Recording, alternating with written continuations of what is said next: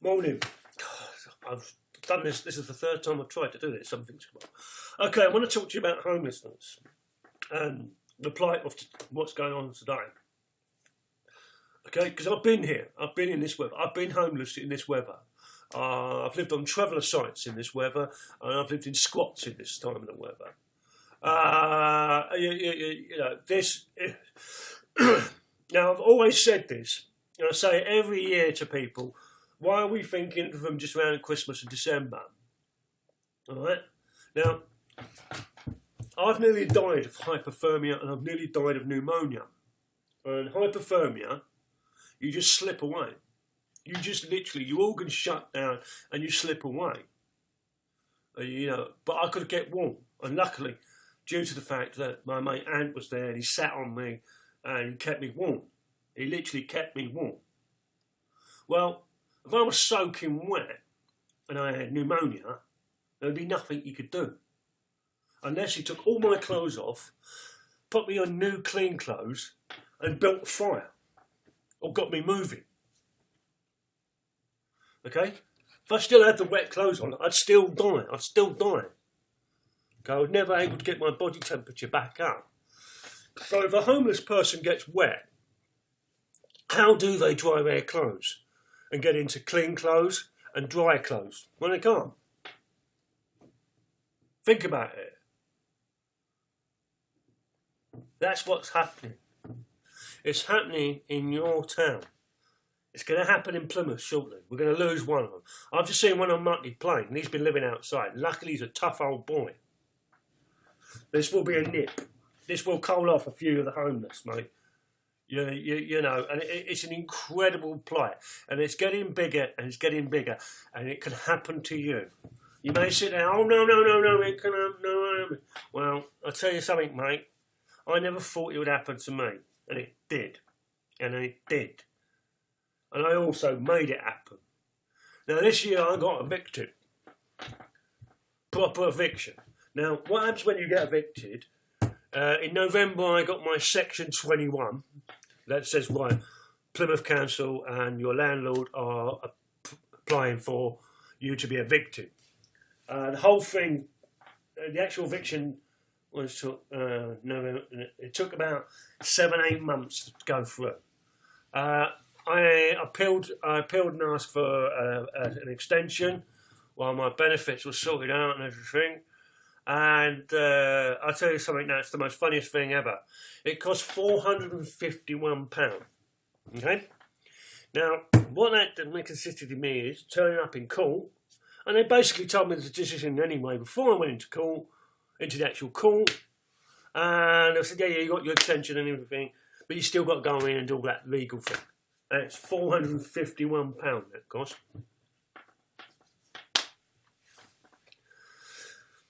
Now, luckily, praise God, I went here. And I don't know many people who get evicted and end up going up scale. I went from PL4 to PL3. I'm in Manamede, and it's one of our poshest areas. Oh, it's just over the road there, but I'm still PL3. And it's a lovely house. It's a bonus house. It's one of the best houses I've been in, and it's a home. Now, there is a statement. It's my home. I only found out what a home was in the last 10 years.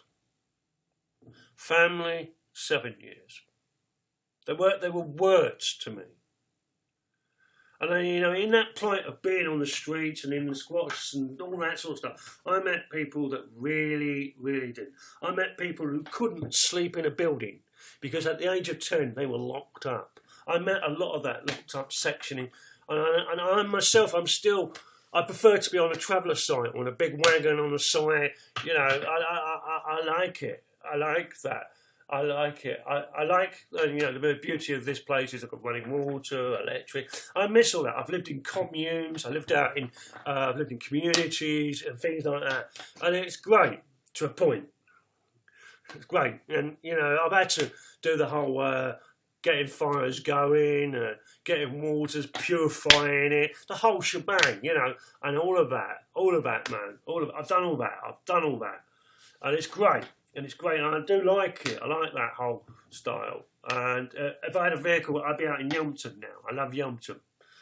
But you know, it is that nomadic person in me.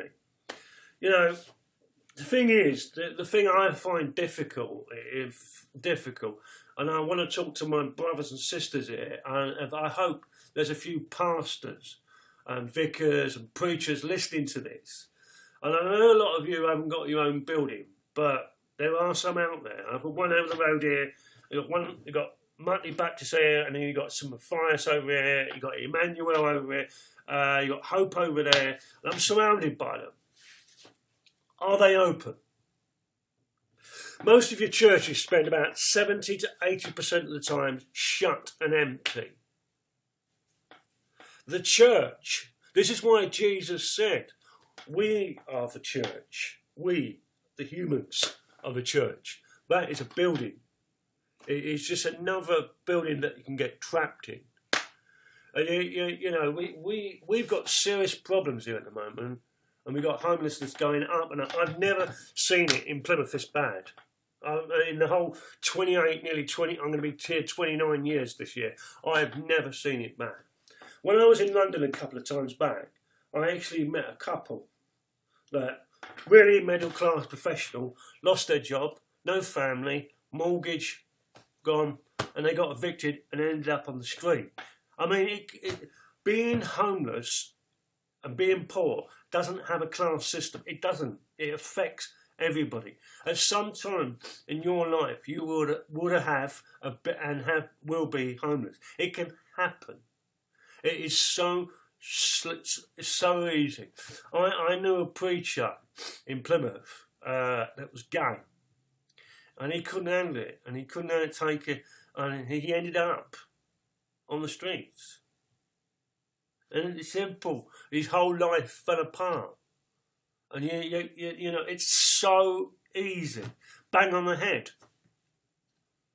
You know, slip over in this weather, bang on the head, damage, and you'll have mental health. And depression does that. It comes along and takes away stuff. You know, you know, it can happen to you. It can. You know, I'm a great one for believing that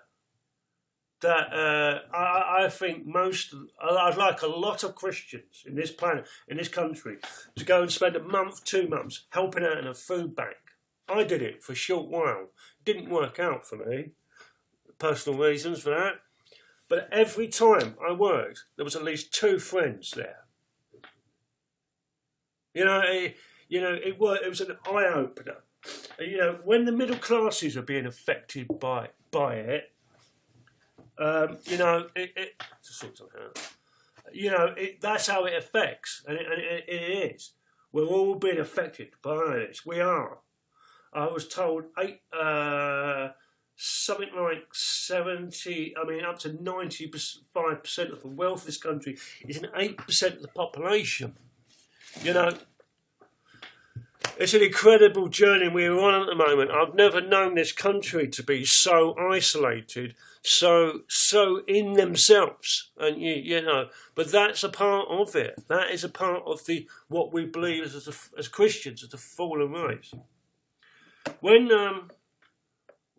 Jesus spoke of the story of the Samaritans, and he was telling the Hebrew Jews that those Jews, and him being one himself, knowing what he's about to say was really risky.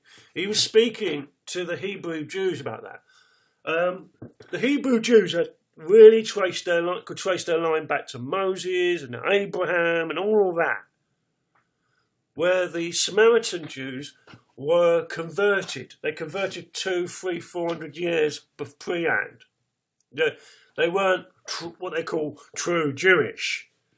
And he talks about that. And, you know, we might tell that story today as the good Buddhist, the good Hindu, the good Islam, the good Muslim. You know, I read a report the other day. Most of your mosques in this country now are opening their doors. They've opened their doors.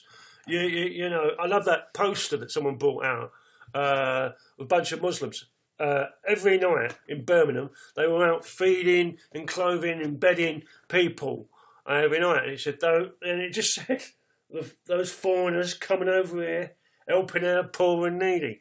And it's a shame, and we can't be embarrassed by this, because it really grinds my bones, man. You've got these churches that are, and they're empty.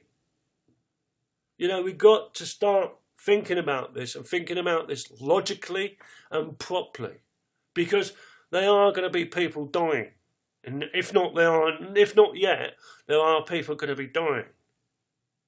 I met an old boy on Mutley Plain today who sleeps rough, and the reason he can do that is because he's been doing it years. It's a despicable thing that we have homeless and and things like that. And you might think to yourself, well, let's go down to Shekinah. Well, you've been out there. Why don't you get in your car, go around about a bit, and take them? If you believe in an all-protecting, loving, caring God, He will look after you. Or you're an all-protecting Buddha, Allah, Muhammad, anything like that. He will look after you. He will. They're humans. Remember? You're human. So I think, just keep an eye out on our people, keep an eye on the back alleys of Mutley Plain, and just, let's be human. Peace, love and out, and power to the people.